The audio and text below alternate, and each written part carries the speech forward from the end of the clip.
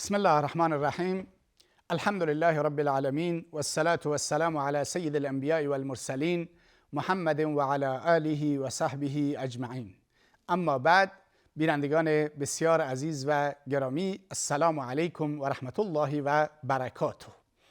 امروز در رابطه با صفت علیم الله متعال صحبت میکنیم و اینکه علم الله متعال چگونه علم محیطی است و وقتی که ما به این علم محیط و احاطه کننده و وسیع و گسترده الله متعال ایمان داشته باشیم، چگونه سعادت برای ما به ارمغان می آورد.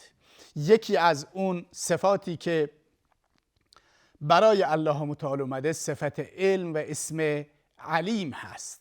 علام، علیم، علام الغیوب صفت پروردگار هست و پروردگار اسمش بسیار وسیع و گسترده هست، علمش بسیار وسیع و گسترده هست، به گونه‌ای که شامل همه چیز می شود. ببینید، اگر ما مثلا در دنیا بلا تشبیه یک پادشاه قدرتمند و قوی داشته باشیم و در هر شرایطی وجود داشته باشیم، بدونیم که اون پادشاه وضعیت ما را میداند و ما را در سختی ها، در دشواری ها تنها نمیگذارد. خوشحال نمیشیم؟ احساس سعادت نمی کنیم؟ قطعا اینطوری است. زمانی ما ناراحت میشیم که مثلا مدیر ما، بالادستی ما، پادشاه ما، حاکم ما مشکلات ما رو نفهمد، دردهای ما رو نفهمد و از اوضاع و احوال ما اطلاعی نداشته باشد و در صدد برطرف کردن مشکلات ما نباشد. اما وقتی که ما مسئولی، مدیری، حاکمی، پادشاهی داشته باشیم که میدونیم که در واقع نسبت به ما آگاهی و شناخت دارد و دلسوز ماست، حتما احساس آرامش میکنیم. حالا در رابطه با ایمان به پروردگار، در رابطه با ایمان به علم پروردگار هم همینطوری است. وقتی که ما این اعتقاد و باور رو داریم که ما تحت علم و سمع و بصر پروردگار هستیم و اونجایی که به ما مصیبتی وارد می شود پروردگار می داند و باعث اجر و پاداش می شود اونطوری که در حدیث اومده، حتما احساس تنفر و انزجار و در واقع شقاوت و بدبختی نمی کنیم. می دونیم که همه چیز برای ما سعادت هست. میتونیم که این چیزی است که در علم پروردگار هست و پروردگار برای ما قلم زده، در نتیجه خیلی جزع نمی کنیم، خیلی ناراحت نمیشیم. الله متعال میفرماید انما الهکم اله واحد، انما الهکم الذی لا اله الا هو وسع كل شیء علمه. معبود شما که هیچ معبودی به جز او وجود ندارد، علمش همه چیز رو فرا گرفته. همه چیز رو، اون چه در زمین هست، اون چه در آسمان هست، اون چه در درون دلهای ما میگذرد، اون چه در زندگی روزمره ما میگذرد، نسبت به همه چیز الله متعال آگاه است. در جای دیگر میفرماید وسعت كل شیء رحمتا و علما. رحمت الهی و علم الهی همه چیز رو فرا گرفته. یعنی چیزی نیست که الله متعال در روی زمین که الله متعال نسبت به شناختی نداشته باشد. پس نسبت به ما هم شناخت دارد. وضعیت زندگی روزمره ما را میداند، مشکلات ما را میداند، مصیبتی که به ما وارد می شود، نعمتی، همه اینها رو میداند. و وقتی که این گونه هست، ما از چی باید نگران و ناراحت باشیم؟ وقتی درست حرکت بکنیم نباید نگران ناراحت باشیم. و عنده مفاتح الغیب لا یعلمها الا هو. و نزد پروردگار کلیدهای غیب هست، به جز او کسی کلیدهای غیب را نمیداند. و یعلم ما فی البر و ما فی البحر والبحر و یعلم ما فی البر والبحر. الله متعال میداند آنچه که در دریا و خشکی اتفاق میافتد. و ما تسقط من ورقه الا یعلمها. یک برگ که از درخت میافتد پروردگار میداند. ولا حبة فی ظلمات الارض ولا رطب ولا یابس الا فی کتاب مبین. یک دونه که در تاریکی های زمین، در دل زمین وجود دارد و هر چیز تر و خشکی که وجود دارد در لوح محفوظ نزد پروردگار نوشته شده و وجود داره و الله متعال نسبت به همه چیز آگاه است. خب وقتی ما چنین معرفت و شناختی نسبت به الله متعال داشته باشیم، قطعاً در زندگیمون دچار جزع و فزع نمیشویم. نکته بعدی این که علم الله متعال علم به ما کان هست و علم به ما یکون هست. یعنی علم هرچه در گذشته اتفاق افتاده الله متعال میداند و هرچه در آینده تا قیام قیامت اتفاق خواهد افتاد الله متعال همه اینها رو میداند. اینطوری نیست که اونطوری که بعضی از ملحدین میگویند الله متعال نسبت به بعضی از چیزها آگاهی دارد و نسبت به بعضی از چیزها آگاهی ندارد، یا نسبت به گذشته آگاهی دارد اما نسبت به آینده آگاهی ندارد. این گونه نمی شود. علم خدا محیط هست. این هست که الله متعال می فرماید که انا کل شیء خلقناه بقدر. درباره گذشته می فرماید همه چیز رو ما به قدر و اندازه خلق کردیم و آفریدیم. خب پس نسبت به گذشته کلا علم دارد. و در رابطه با آینده هم می فرماید وقتی با شیطان صحبت می کند و شیطان می گوید من بندگانت را گمراه می کنم، الله متعال می فرماید لأملأن جهنم منک و ممن تبعک منهم اجمعین. جهنم را از تو از پیروان تو پر خواهم کرد. و نسبت به این علم دارد که افراد زیادی از جهنم از شیطان پیروی میکنند و در نتیجه این پیروی اونها از شیطان باعث ورود اونها به جهنم میشود. و نکته بعدی که در واقع آیات در این زمینه زیاد هستند که علم خداوند محیط به همه چیز هست و وقتی که ما چنین ایمان و باوری داشته باشیم دیگه در زندگی خودمون احساس آرامش میکنیم. البته این به معنی نیست که وقتی که ما معتقدیم علم خدا در واقع همون تقدیر الهی است. همین است که در تقدیر الهی در علم الهی وجود دارد که ما چه کارهایی رو انجام میدهیم. اما این به معنی نیست که ما دیگه تکیه بر تقدیر بکنیم و تکیه بر علم الهی بکنیم و بگیم خب حالا که در علم الهی وجود دارد پس من خب فسق بکنم، فجور بکنم، فلان گناه و زنا رو علیاذ بالله انجام بدم، پس در علم الهی وجود داره. نه، این استدلال غلطی است. ما که نمیدونیم در علم الهی چی وجود داره. ما باید عمل بکنیم، ما باید حرکت بکنیم.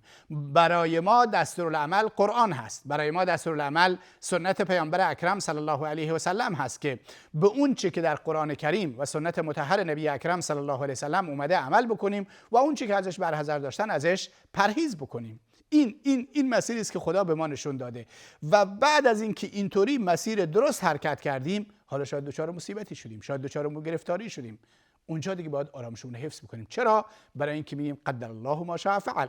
این تقدیر الهی این بود، در علم الهی این بود این مصیبت بر من وارد بشه، این گرفتاری بر من وارد بشه.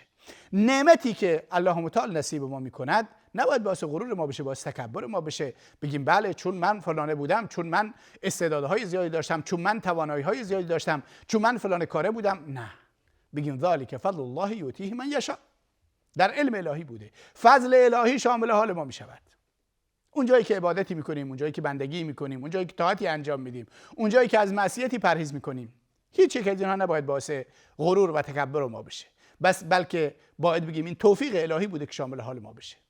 و چه بسا انسان‌های مانند ما هستند که این توفیق رو پیدا نکردند، این توفیق ازشون سلب شده، برای اینکه نیتشون خراب بوده، برای اینکه ارادهشون خراب بوده، برای اینکه به دنبال هدایت نبودند، برای اینکه هدایت رو به لگد زدند، برای اینکه لجاجت کردند، برای اینکه عناد ورزیدند در برابر اطاعت پروردگار و در برابر دستورات پروردگار و منهیات پروردگار لجاجت و عناد ورزیدند. اونها رو خدا هدایت نمیکنه.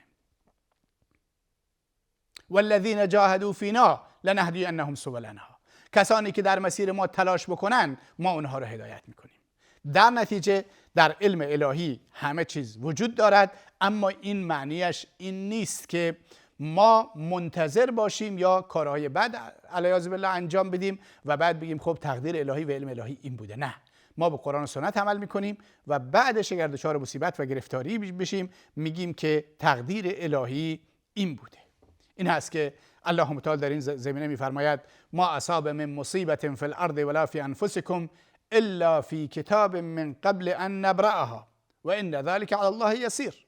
هر مصیبتی که اتفاق میافتد در روی زمین یا در خود شما انسان‌ها، برای شما انسان‌ها اتفاق میافتد، این در کتابی وجود داره، در لوح محفوظ، در تقدیر وجود داره، من قبل ان نبرأها، قبل از اینکه این مصیبت ایجاد بشه.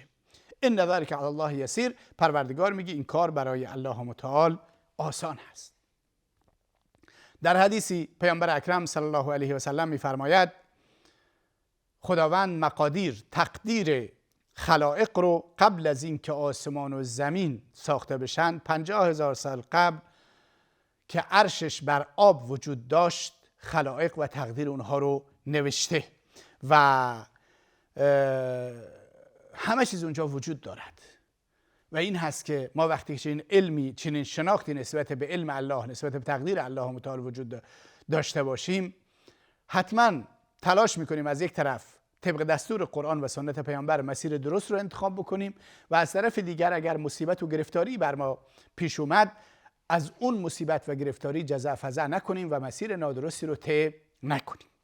نکته بعدیش این هست که ما باید بدونیم که انسانها نسبت به خالق علم محیطی ندارند، علم شامل و کاملی ندارند مگر اون چیزی رو که الله متعال در کتابهایش در قرآن کریم به ما معرفی کرده، در سنت پیامبر اکرم صلی الله علیه و آله و سلم به ما معرفی کرده، وگرنه ما چیزی بیشتری نمیدونیم و بیشتر از اون هم دیگه نباید بپرسیم، چون نیاز نبوده پروردگار به ما نگفته. مثلا پروردگار ما رو معرفی کرده، به عنوان مثال به ما معرفی کرده که من ذاتی علیم بصیر سمیع قادر قدیر توانا هستم، خالق و آفریننده هستم. ما بینهای ایمان بیاریم، اما نگفته که ذات من چه کیفیتی دارد، اما به ما نگفته که صفات من چه کیفیتی دارد. پس ما احاطه نداریم به پروردگار و به علمی که پروردگار دارد. این هست که قرآن کریم می‌فرماید ولا یحیطون بشیء من علمه الا بما شاء. مردم، مخلوقات، انسانها احاطه‌ای به چیزی از علم پروردگار ندارند مگر به اون اندازه که پروردگار بخواهد. اون اندازه همون علمی است که به انبیا داده، به بشریت دادند و همین علمی است که در اختراعات و اکتشافات و این سری مسائل انسانها در واقع دارند. اما این علم با علم پروردگار قابل مقایسه نیست. در جای دیگه الله متعال می‌فرماید یعلم ما بین ایدیهم و ما خلفهم ولا یحیطون به علما. الله متعال گذشته اونها رو، آینده اونها رو میداند، اما انسانها لا یحیطون به علما، از نظر علمی به پروردگار احاطه ندارند و نمیتونند احاطه داشته باشند، برای اینکه همه چیز ما محدود هست و ما محدودیت داریم، محدودیت سمعی، محدودیت بصری، محدودیت فکری. و نکته بعدی هم همین هست که ما بهش اشاره کردیم که انسان اون چیزهایی رو درباره پروردگار میداند که خود پروردگار به انسان آموزش داده، وگرنه بیشتر از اون انسان نمیداند.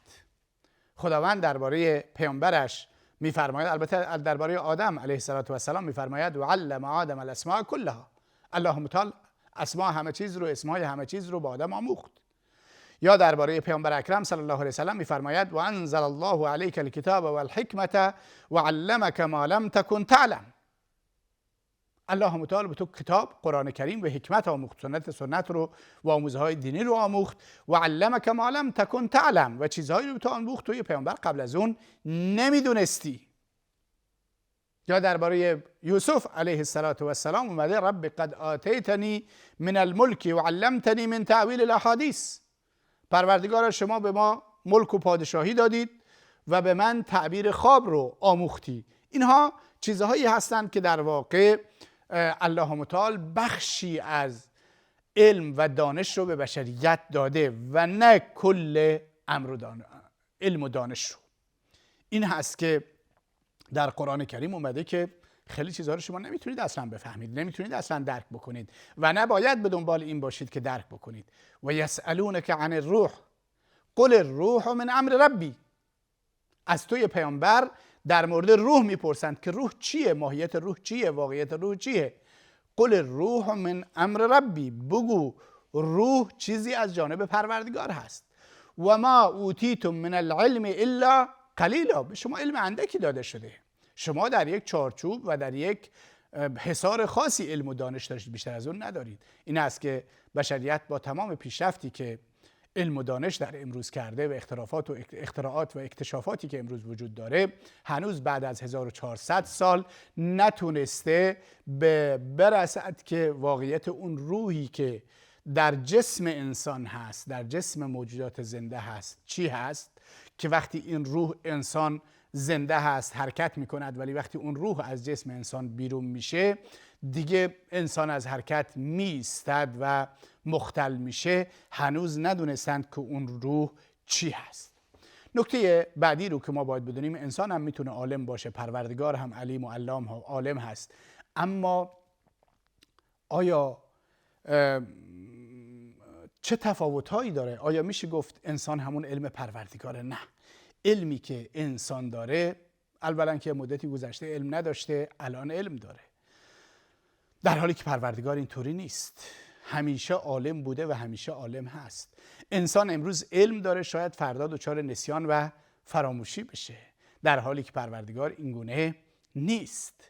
و نکته بعدیش این هست که علم انسان نسبت به علم پروردگار که علم بسیار محدود، بسیار اندک و بسیار کمی است، در رابطه با اینکه انسان در واقع فراموشکار هست و پروردگار فراموشکار نیست. الله متعال می‌فرماید و ما کان ربک نسیا، پروردگارت فراموشکار نیست. و هو بكل خلق علیم، الله متعال به همه خلق علیم هست. شما ما انسان‌ها نسبت به یک چیزی شناخت داریم، نسبت به چیز دیگه شناخت نداریم. نسبت به یک چیزی آگاهی داریم، نسبت به چیز دیگه آگاهی نداریم، اما پروردگار نسبت به همه چیز هست. پس علم ما محدوده، علم پروردگار نامحدوده. پروردگار فراموش نمی کند و ما چی فراموش میکنیم؟ والله اخرجکم من بطون امهاتکم لا تعلمون شیئا. پروردگار شما را از شکم مادرها، از رحم مادرها به دنیا آورد، لا تعلمون شیئا، شما هیچی نمیدونستید. اما پروردگار اینطوری بوده علیاذ بالله؟ زمانی بوده که هیچی ندونه؟ هرگز. پس پروردگار علمش بسیار متفاوت هست. و نکته دوم این که در واقع پروردگار علمش علم غیب داره و ما انسان‌ها علم غیب رو نداریم. و حدیثی از عایشه صدیقه رضی الله تعالی عنها که کسی اگر بگوید که اون چه که در آسمان‌ها و زمین غیب وجود دارد، من میدونم گناه بزرگی رو مرتکب شده.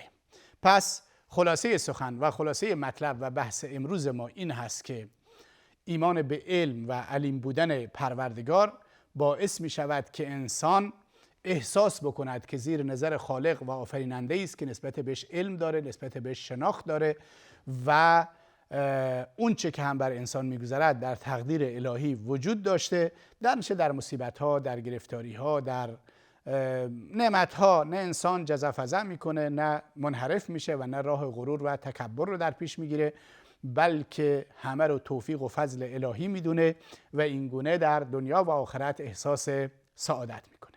از اینی که ما رو همراهی کردید از شما تشکر میکنم. تا جلسه دیگر و وقت دیگر، خدا یار و نگهدارتون.